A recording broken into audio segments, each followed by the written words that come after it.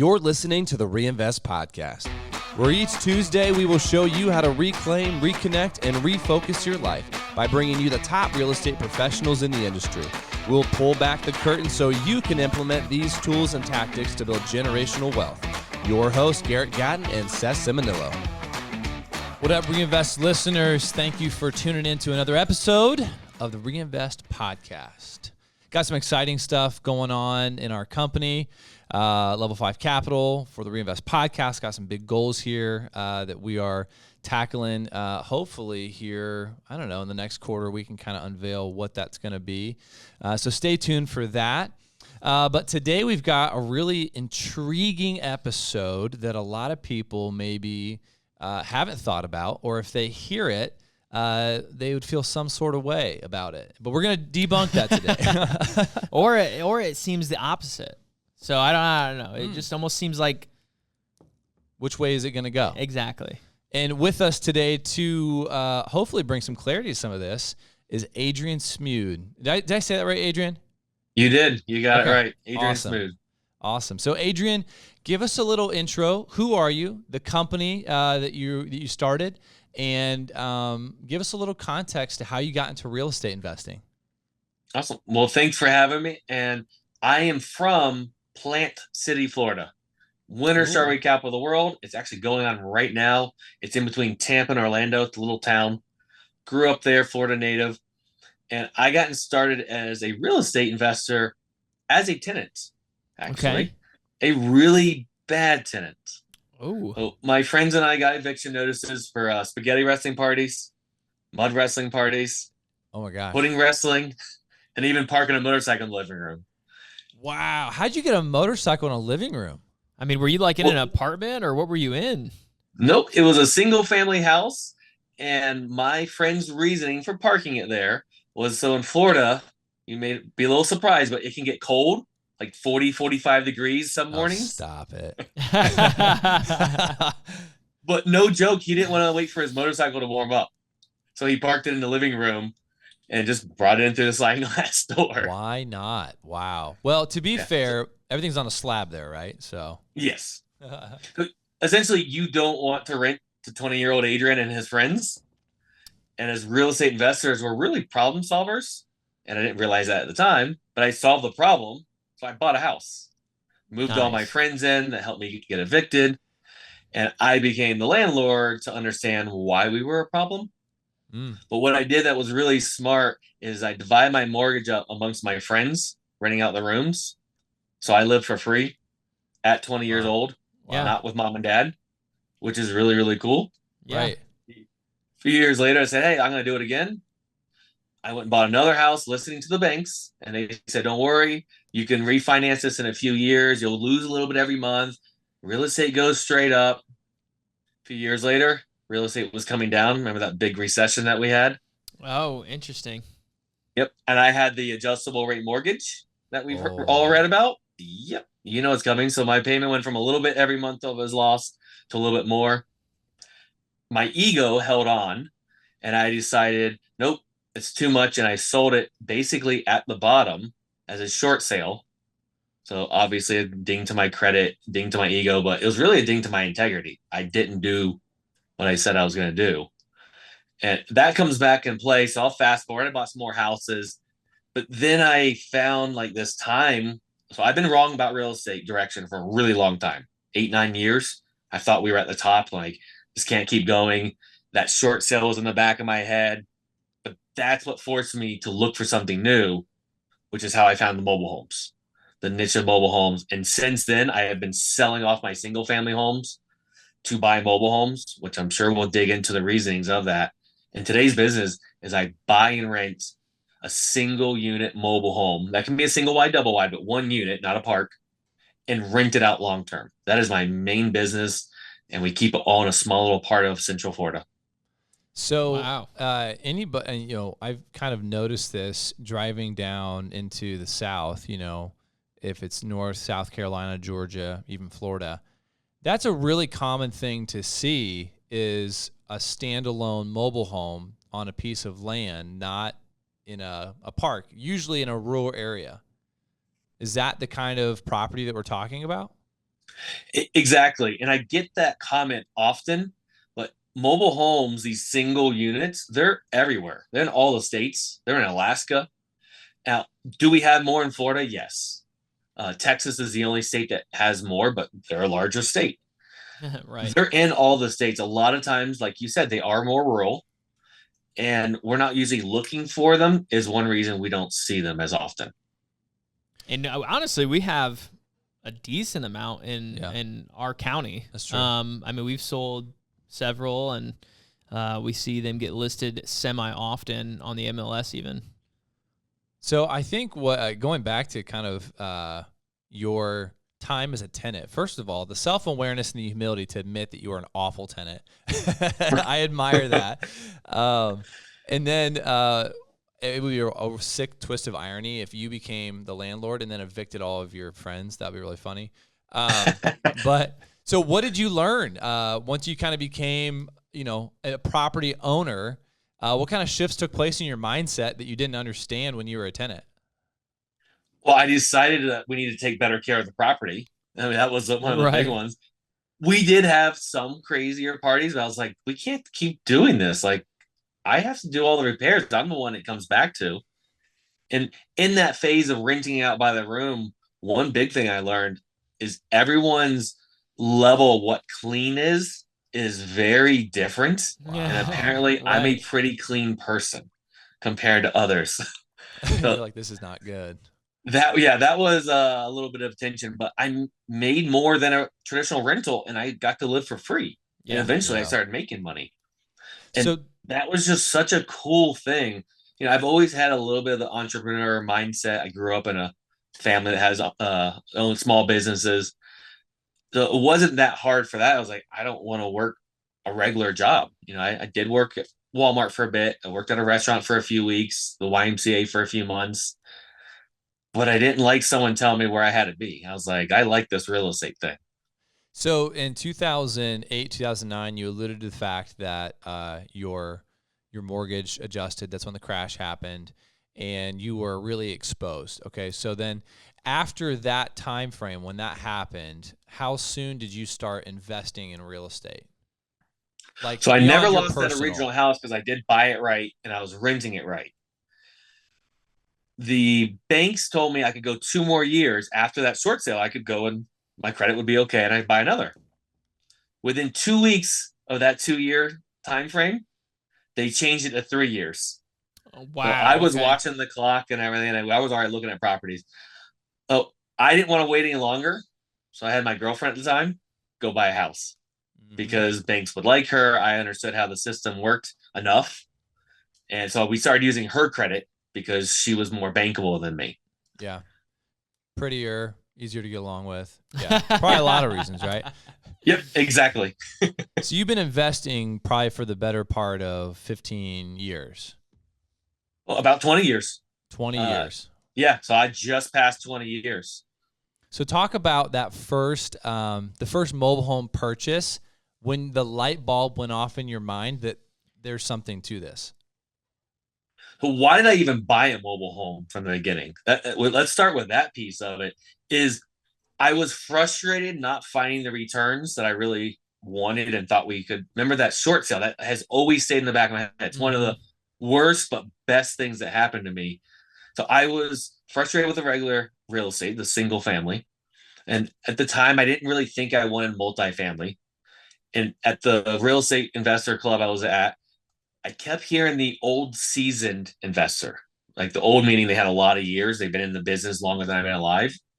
They kept talking about mobile homes at some point in their career. I said, all right, let me check it out. Somebody brought me a mobile home that a friend had met there. And Jessica says, hey, my broker has a mobile home that needs to sell. I was frustrated not finding the returns. So secretly, my plan was this was either going to work or I was going to spend the rest of our money and we were going to get a big splat. I had studied a bunch of successful people. They already had this splat story. So I was like, I'm doing one of the two. I'm not going to stay where I'm at anymore. I wanted more. And we had a good house. I mean, we were living off her income. So if I just worked, we would have had good income. But I knew I just wanted more freedom and everything. So I bought it for $16,000. made some mistakes. This is a single wide mobile home, 3-bedroom, 1-bath, 1965. Wow. 0.09 acres. So you bought the land and the mobile for $16,000. 0.09 acres. That's Yes. a small lot. That's tight. Yeah, and I made some mistakes. I didn't have any official education on it or anything, but I was making money. Let's say I had $20,000 in it. I put a for rent sign out, and at $475 a month, I had applications. Now, years later, that person moved out and put a few more thousand in it, and I think it's rented now at $720 a month. Wow. So that was the moment. I didn't even need the years later. It was that initial moment. I was like, this is much better returns. And I didn't even fully understand how to use a financial calculator at the time. I was decent enough, but I was like, this works. So I went out and bought some more, and they kept being about the same returns. So then my coach at the time was really questioning me. What do you really want from real estate? What are you really doing here? I would say the typical answer. I want some appreciation, some cash flow, depreciation. I want a piece of everything. He's like, no, what do you really want right now? And he kept digging down with that question. I said, cash flow. That's what I really want. He said, let's forget the rest for the moment.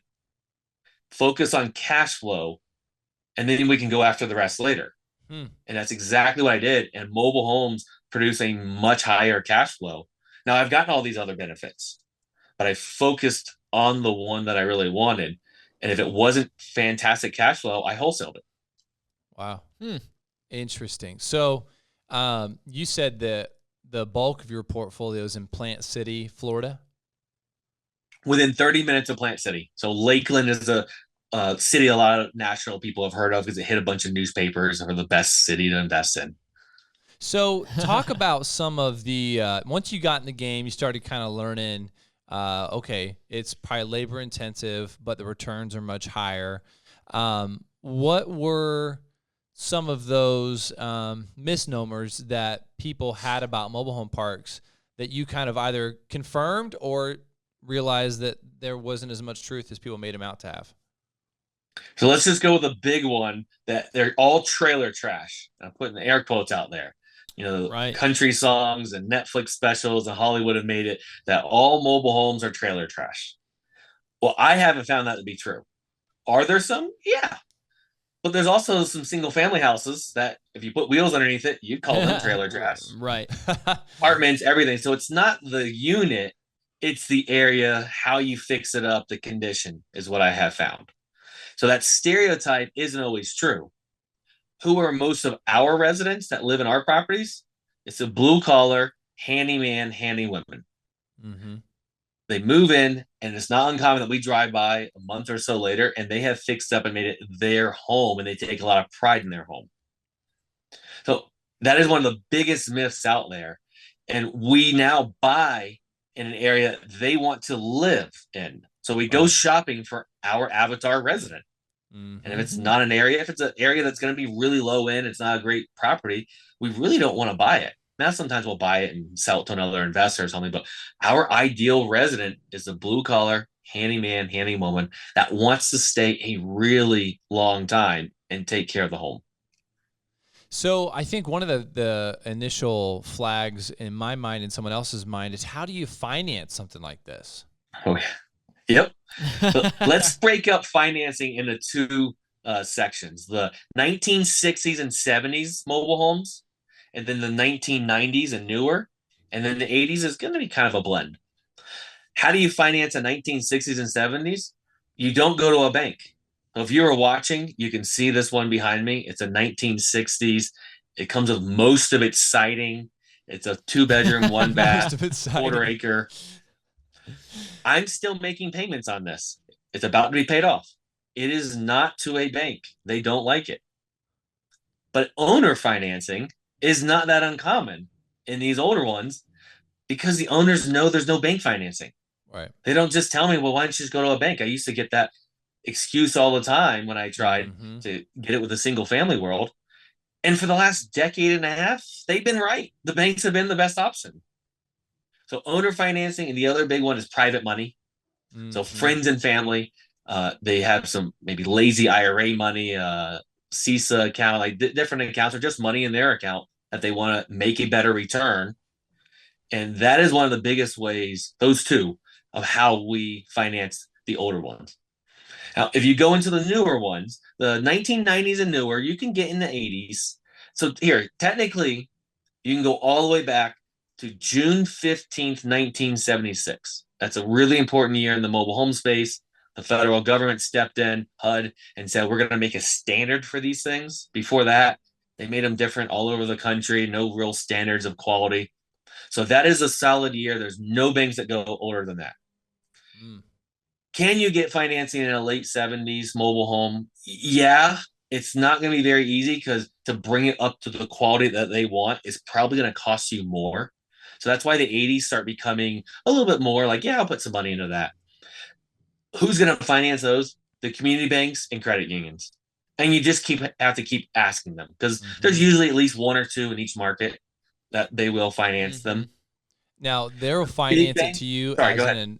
They'll finance it to you knowing that you're going to use it as an investment purpose? That is a little bit more difficult. So me personally, my business, I don't have any banks involved in it. I'm completely human based. It's a decision I've made. Maybe I pay a little bit more, but I just get a little bit more fulfillment writing the check to a friend I know versus the bank. Mm-hmm. And now, if you're going to fix and flip it, the community banks are better. I'm sure there's some out there, but it is going to be more difficult for an investor because we know that the banks, they want to owner occupant a little bit more. Right. But they are out there. Interesting. So in our area, just because I think a lot of people think of mobile homes on land that aren't in a park, usually it's going to be an acre, a half acre. So, but you had said some of these are on 0.09 acres. So is there a different model in Florida like that you can take a residential lot and slap a mobile home on it, no problem? Or are they selling lots individually in a park that you can actually own the title to the land on? Or are these country lots? Great questions. I don't get asked that one very often. You're noticing the differences. There are some mobile home parks that I have found in our area that what they did is they subdivided up and then sold off the home and land together. Mm. And so those are typically pretty small slivers of land. That's what I built a lot of my business on because all I cared about is cash flow. Remember when I started out? Now I want some equity and a little bit better appreciation. So now I do look for the half acre, acre and a half lots. Yeah. I call those my lotto tickets because those are typically in a path of progress. One day a builder is going to say, I want that. And I say, sweet, I want a really big check. And until then, I'm going to cash flow it with a mobile home. Right. So it can be both. It just kind of depends on the area. Now, can we move a new one onto that 0.09 acres? Probably not. I haven't checked the code in that county, but my guess is no. The septic is going to, and the well on that one, it's just going to be too close. It's not up to code. Mm-hmm. So I do run that risk. It burns down or the big oak tree falls on it. And I probably am in trouble. Are you able to get these things insured in Florida? Like, are you getting insurance on these? The insurance question. So if the listeners don't know, insurance in Florida is a nightmare no matter what you're insuring. Yeah. We are fitting a lot of our joke stereotypes of Florida being a mess. And we are right now in the insurance world, and mobile homes are not an exception to that. We have lost our ability to get insurance on some of our older ones in Florida. So the 60s and 70s, I have to get a 4-point now inspection pass, where in the past I didn't have to do that. So what have I done personally? I went to self-insuring more properties than I already did. I was already self-insuring some. And when I say self-insure, I still mean I have liability coverage. I think liability is one of our biggest risks in the business. But if I can't get insurance to cover the home, that means I have to buy at stronger numbers, a bigger discount. So yeah. I see this as an opportunity. Some people aren't going to be willing to go without insurance because I think insurance is really about sleeping well at night. And there's going to be less investors that can do it, willing to. If you go to the private money and the owner financing, you don't have to have insurance. Bank world, you do. So I see this as an opportunity to be able to help more people out and then make more money. Because you can kind of use it as like a negotiating tactic, kind of like, hey, I won't be able to get insurance on this. Need you to help me finance it. That way the bank's not worried about it. Okay. So exactly. So here's my quick tip on the owner financing. All of mine that I've gotten that way, which is a handful or two, whatever number you ask me, I say yes, if it's on payments. So I'm not going to try to beat you up on price. If you're willing to give me a payment that I can still cash flow the right way, I have overpaid properties. But it's because you're giving me the financing that I really like. And I'll pay you for a little bit longer as long as I can cash flow it very safe. Right, right. No, that makes sense. So talk about a lease agreement. So I think a lot of us are thinking, okay, tenants and some kind of a lease in place that would be related to a brick and mortar building, single-family house, apartment. Are there any nuances or things in a lease when you're doing it with a mobile home that are different than a conventional lease with a single-family house? This is another really common question and myth, and that goes along with that quote-unquote trailer trash. When we are renting them the home and land together, we're keeping it as think of it as a single-family rental. Okay. Because it is. No, we have the exact same leases. We don't change any of that. Now, my leasing process, property management process, is a lot about expectations, but we don't change any of that. If you're running a mobile home park, yes, you have different leases because you're renting them just the unit and not the dirt underneath it. You're leasing them the ability to park the mobile home there. So that is where there is a difference. But in the single unit where it's still a single family home, it's the same thing. So I was just thinking, it just kind of hit me because this whole time I'm thinking, I'm like, man, it would be really hard to keep some of these units in check and a lot of maybe just a lot of maintenance issues. But I was kind of thinking back at this last year. So we bought a mobile home park, an actual park, you know what I mean? So there's a bunch of mobiles in there. Some of them are park owned, some of them, a lot of them are resident owned. But a lot of our issues have been the winter and like getting calls like, hey, my pipes froze over. Hey, my heat tape stopped working. So the pipes froze over. Or even some of the park or some of the resident owned homes, they're like, are calling us and like, hey, my water froze. And I'm like, well, you own the home. It's your responsibility. But we'll give you a number for the plumber. We're still getting called on it. But being in Florida, that probably doesn't happen. Correct. Yeah, we don't have to deal with that.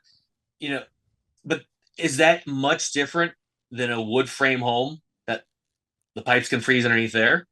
We don't get that at all in Florida. But so a lot of that to me is educating them that they do have to take care of it and maybe just taking care of it for them so you have less headaches. There's times that we do stuff that we don't have to do because I don't like headaches in life. All right. So this is in my mind, this is probably the crux of what maybe some of the skepticism or the objection that you might get. Construction materials of the mobile home and the maintenance cost of trying to repair a mobile home or do a turn on a mobile home before a new tenant, and that eroding your cash flow because it's very difficult to do that. So how do you guys mitigate that, navigate that, and keep from, pouring money into something that you can't get back out of it? Pouring $5,000 into a mobile home that maybe only cash flowed, $5,000 or $6,000 for the year or something like that. I mean, I don't know. So I love this question because this is the mindset challenge besides the stereotype that it's all trailer trash that keep a lot of people out of it, which means they give me all their deals. Right, I'm going to keep those two sections again. The 1960s and 70s mobile home, I am probably not going to fix that up super nice because, as you said, there's not a lot of value there, especially if it's going to appreciate a little bit, but not like something else. But I'm going to make that safe and livable. That is not pretty. It's going to be safe and livable, which means I'm most likely going to get the blue collar handyman, handywoman, because they're going to come in and say, hey, can I paint? Can I replace these floor covers? Like, this carpet's old and dingy. And I'm going to say yes. So that is part of my property management system is I want to attract that person there. I have to run those numbers from the very beginning when I buy it. And so on those older ones, yeah, we put maybe 5 or 10 into it. I don't like to put any money into it. I don't like to paint. We don't touch the walls typically unless there's something unsafe. Right. Now on the newer ones, the 1980s 90s and newer. So the newest one I've ever owned is a 1999. Mm-hmm. Those, I will typically put more money into it. My contractor right now has been convincing me to paint. I don't like painting because my blue collar handyman, handywoman will paint, and it attracts that type of person. But he has been convincing me, and he makes my life easy. So I have been doing it some. But those properties have typically been on a little bit larger acreage. So my rents are higher on those. So I have been putting a little bit more money into it. When we really put some more money into it, we go to Home Depot or Lowe's and buy the exact same materials that you buy for any house. Mm-hmm. We can do that on the older homes as well. So let's say in an older home, we do have to replace some walls. We're not going to go and put mobile home materials in it. We're going to buy 2x4s, drywall, and we're going to do it the same. That is the upgrade, quote unquote. Sometimes if it's just a little section, we'll put some wall panel back there. But a lot of times we're just going to spend a little bit extra and put the exact same building materials because in the long run, I believe it's worth it. So kind of laying the plan with us on the strategy, where have you been able to get to in terms of the size of your portfolio, and what has that done for your cash flow? My big example I love to give is in 2019, we decided to sell a house, one of the single family houses. The way I decided to sell anything I've ever sold, besides if it's a headache or not, but my main thing is I go to the numbers. What is my net equity after I sell it, pay taxes, pay brokers fees, everything. What is that? What type of return is that making me on my net cash flow? So this house was making me, I think it was like 5.6% on its net. So I said, I can make more than that in mobile home space. So I did a 1031 exchange. Most people go from like multiple properties into bigger and bigger. I sold the one single family and bought 7 individual mobile homes with the land. 7 different parcels, 7 different sellers, and it was work, hustling around to find 7 in that little time period. I started early, by the way, before we actually sold. Right. Well, my cash flow went up 857%. I went from like $311, I think, to 3,000, I don't know, and some change. I don't remember all the numbers perfectly. Wow. I went up 857%. That was the big, these things are amazing. Wow. I already knew it, but the cash flow kept going up and up and up. Now, my headache value, because that's important to me. You say your headache value? When I value? started, huh? Your headache value? Yeah, the headache value. If it costs me a headache, if I have to do work, I want to get paid even more. Right. So I call it the headache value. And when we're starting out, we buy what we can afford. A lot of times we're willing to do headaches. And I had a lot of headaches at the beginning. Now, I don't like a headache property. If it's going to attract someone that's not going to stay a long time, or there's going to be a lot of maintenance and repairs that we talked about, I honestly don't want that property anymore. I can still make money. I can buy it, owner finance it to another investor. So now what we've been doing is we buy a nicer property, and then we sell off one of our not so nice ones, and just kind of upgrading the portfolio.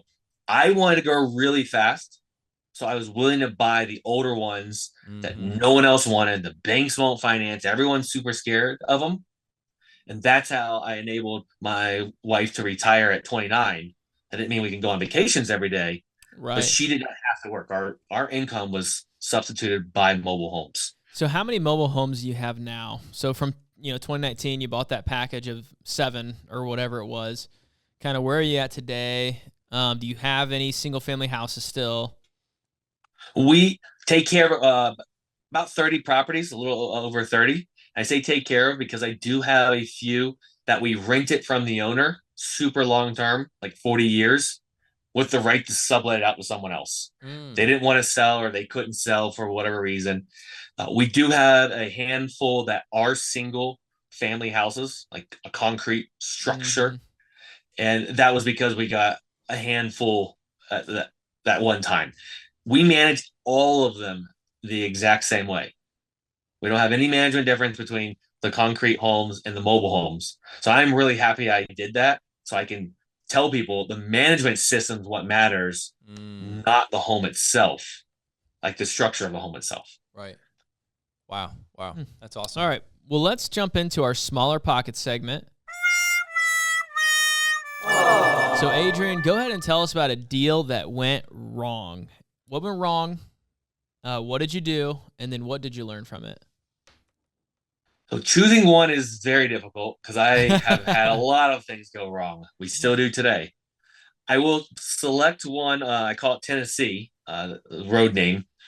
And that one, I did not do the best inspection on it, but the numbers were so good. If I messed up some, it was still going to be a deal.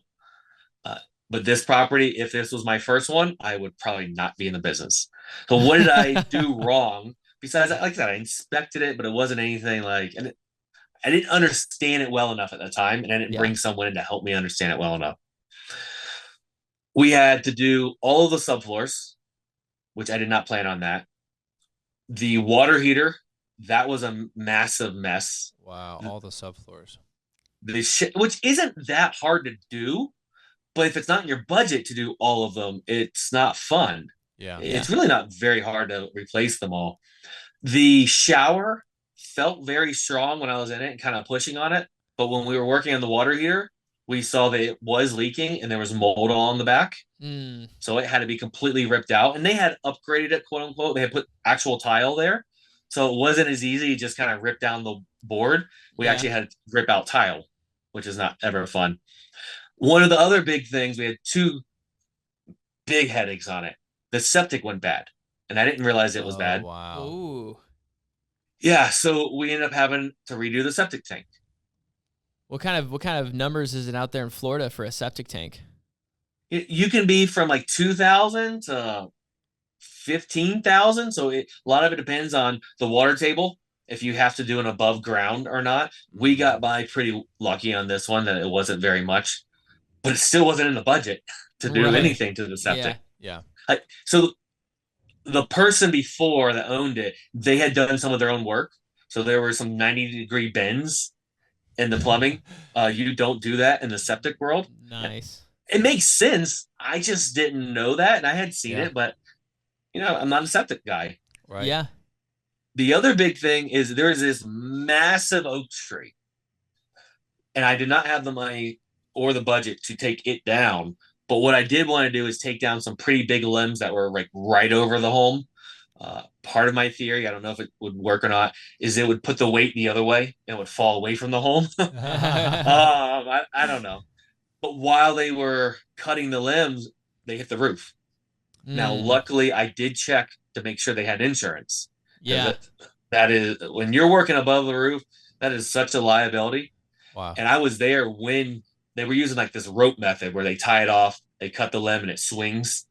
Well, it swung and they had it mismeasured and hit the roof.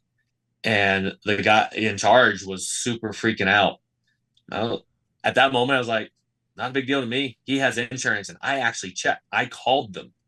I didn't just believe the piece of paper. Right. So we ended up fixing it without insurance. And it ended up being a good deal to me. It was just this, I called it a property that kept on giving. Yeah. It kept giving me another problem. Every time I thought I had it solved, another problem came in. How much were you over budget on that? I would have to look it up. My guess is probably $8,000 to $10,000 over budget. Wow. But I still was making money. I mean, I was shooting for like a 30% return on my money. So I came down around a 20, a little lower. Yeah. Bummer. So it went from like fantastic numbers to still really good numbers. Yeah. Which is one reason, we're dealing with smaller numbers. We're not in the $100,000, $200,000, $300,000. So an $8,000 oops really swings the return on your investment. Yeah. Right. But it's now today, we're actually selling it on owner financing. It's doing great. It's making really good money. Part of me wishes I didn't sell it because the land value has gone up there. But at the time, I needed to outsource my management because I was trying to grow really fast. So I did do a few more owner financing. Then we still have to deal with Dodd-Frank and the SAFE Act and all of that. Mm-hmm. But I did more of that when I was in mega growth. Now I built a really good property management system that I'm less likely to sell it off because I like cash flow that lasts the headache forever. value is not, exorbitant, right? Yeah. And, I've gotten also to the point now, that I will owner finance to investors that are just starting out. They have a few deals. So some of my mentors did that for me. And now I cool. get the privilege to get to do that with other people. So it Yeah. feels good. I make a lot of money and it feels good. It's like that usually doesn't go together. It's a win-win. Yeah. That's awesome, dude. All right. Well, awesome stuff on that.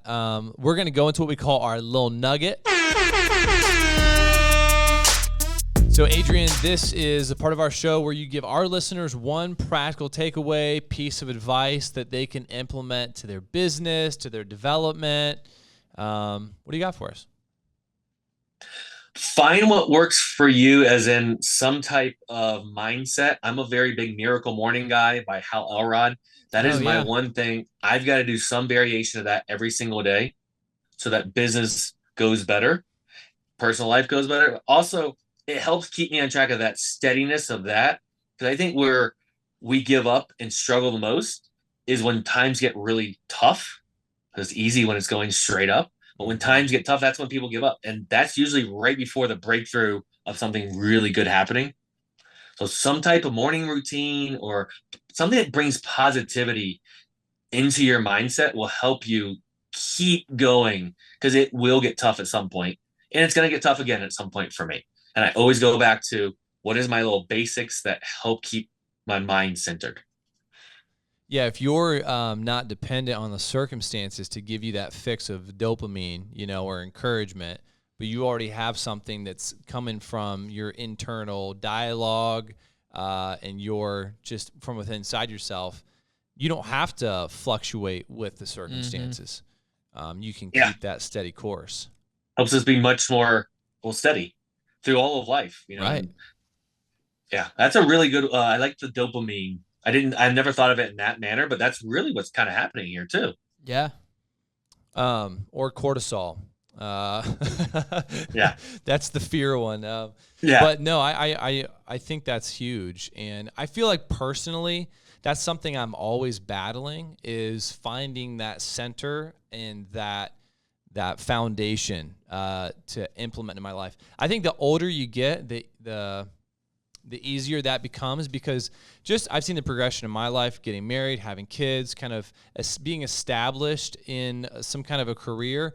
It's like I'm getting more grounded in understanding the value of that consistency. And it's kind of like you underestimate, what you can do in 5 years, but you overestimate what you can do in a year, right? And so you got to have those things that kind of set you up for the long game. So what's been one of the best resources in your personal or business development? My networking. I'm a networker. I love to connect with others, learn from other people. So my networking. So I have someone I can call on any topic that's in my world today.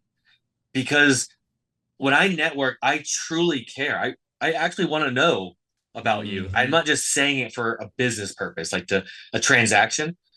But networking, that's a long-term game. It's not an overnight, so people don't get that quick fix, and they don't want to keep going. Keeping those relationships going. I'm in a bunch of masterminds. That's part of those. Get even tighter relationships. But there's a power of the network. Yeah. Wow. Yeah. And that's been a reoccurring theme, but I think you made an important distinction that there's got to be authenticity behind it. Yes. And it doesn't mean that obviously, you're trying to gain something from those relationships, but you can feel a lot better about it when you're also giving, and it's reciprocal. Right. When you're making it a win-win and you're not just like sucking the life and resources out of someone. Yeah. Yeah. Everybody can identify somebody that is that, right? And we don't want to be that. So. Yeah, we can find something about everyone's conversation that we really love. Most people like traveling, and I love to travel. So I want to steer the conversation that way versus their cats. I like cats, but I can't talk about cats. I get about 5 minutes, 10 minutes. And you can tell I am not 10 minutes. 10 minutes would be a long time. That would be forever to talk about cats. So, but there's so many massive cat lovers out there. I mean, I know my sister-in-law has a best-selling book about cat. Like, no kidding. Seriously? It's still one of the top search things on the internet. What? I have some students that are making their mascot about cats. Dude, what is it? What's the name of the book? chunky cats. No way. We're gonna look this up right now. Oh, so that's a niche within a niche. If you want to get like that topic of it, they're fat cat lovers on top of cat lovers. CHONK, chunky cats. Oh, CHO. Victoria, and so right that shows it. Like if you love and can relate with someone, so she found in during COVID that there's these fat cat lovers, chunky cats they call them, hundreds of thousands of people in Facebook groups. That's crazy. So, like now I have that for a fat cat lover. I can like talk about and relate, but I still don't want to go too far down the rabbit hole because they're just gonna feel that like I want to talk about travel. Like let's talk about that. I relate with that. Everyone has a wish list of travel. So Adrian, I feel like your affiliation with a cat would be like, I have a lot of cats pee in my rentals, so that's that's okay, I guess, Yeah. That's funny, man. Adrian, what does it look like for people to find out more about what you've got going on, your brand, I see on your shirt if you're watching on video, and follow your success? I am all over the internet on different social medias. I'm on everything. I'm not TikTok yet. I'm a little too old for that. Getting someone to help me out. But lifestyle-rei.com. And especially for all the listeners, if you go to lifestyle-rei.com/reinvest, and I know you're going to put the link in there. Mm-hmm. I'm going to have a PDF there that you can download to debunk the 14 top myths that I have found about investing in mobile homes to help upgrade the mindset a little bit more. And you can follow me on any social, send me a message if I can help. I love helping.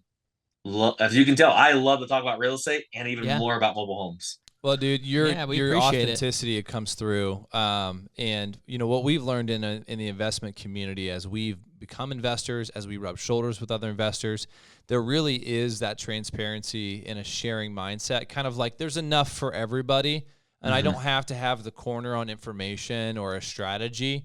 And that's been encouraging for myself as people more seasoned than I am have imparted that to me, Yeah. And so that now I see that in you wanting to give back and pour into other investors. That's exactly it. My mentors taught me, and now I almost feel slight obligation to pass it on. If not, it stops and it dies. Right. And I thank you both for having the podcast because you're doing all the work on this side, or you and your team. I show up and have fun. Yeah. There's a lot of work that goes behind the scenes of running a podcast. So thank you for having the podcast. Yeah, we appreciate it. It's our pleasure. We enjoy it. So thank you for coming on today. Yeah, I appreciate you having me. And like I said, if I can help you guys or anyone else, I'm here. Awesome. Thank you, man. As always, excited that you joined us on another episode of the Reinvest Podcast. If this episode added to your tool belt or left you feeling inspired, go ahead and share it with a friend. Stay tuned every Tuesday for new episodes. And if you want to get in touch with us, go to our LinkedIn or Facebook profiles and shoot us a message. Move farther, reach higher, and grow deeper. See you next time.